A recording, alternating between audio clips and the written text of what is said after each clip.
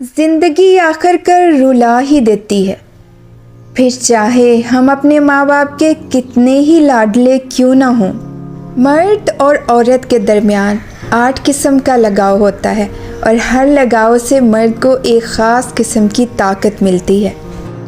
صرف 10% خوشیاں آپ کو باہر کے حالات سے ملتی ہیں، بقیہ 90% خوشیاں آپ کو اندر کی سوچ اور احساسات سے ملتی ہیں۔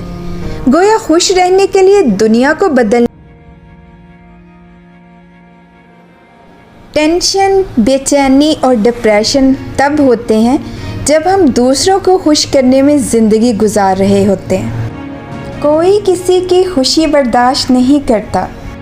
آپ کو کسی سے محبت ہو گئی، آپ خوش ہوں گے، پر یہ خوشی اپنے بھی برداشت نہیں کرتے۔ وہ آپ کو کہیں گے وہ صحیح نہیں ہے، ہر بندہ اس کے خلاف بھڑکائے گا۔ اصل میں یہ اپنے نہیں، آستین کے سانپ ہوتے ہیں۔ پر آپ محبت کم نہیں کرنا، جس نے ہر وقت ساتھ دیا اسے کبھی مت چھوڑنا۔ بانو قدسیہ فرماتی ہے کہ ایک عمر برتنے کے بعد میں نے یہ جانا کہ عورت موم ہے یا پتھر۔ اس کا فیصلہ وہ خود کرتی ہے، کسی دوسرے شخص کو اسے موم یا پتھر کا خطاب دینے کا حق نہیں ہوتا۔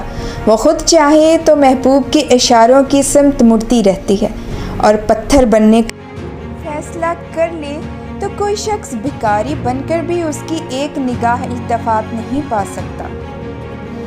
محبت یک طرفہ ہو سکتی ہے، سمجھوتا بھی یک طرفہ ہو سکتا ہے، لیکن عزت 2 طرفہ چیز ہے، یہ یک طرفہ نہیں ہو سکتی۔ کبھی کبھی ایسا ہوتا ہے کہ زندگی کی ہر وہ چیز آپ کو لٹا رہی ہوتی ہے جو کبھی آپ سے چھین گئی تھی، بشمول محبت، لیکن آپ بے نیاز ہو چکے ہوتے ہیں۔ بانو قدسیہ نے کیا خوبصورت بات کہی ہے کہ شریف عورت جس سے ایک بار جڑ جائے بس پھر وہی اس کا سب کچھ ہوتا ہے، کسی اور کے سائے کا تو سوال ہی پیدا نہیں ہوتا۔ جان دے دے گی لیکن شرک کا خیال تک نہ لائے گی۔ سنو دوست، اگر کوئی آپ سے محبت لینے آئے تو اسے محبت دینا، محبت سکھانے نہ لگ جانا، یہ بانو آپا کہتی ہیں۔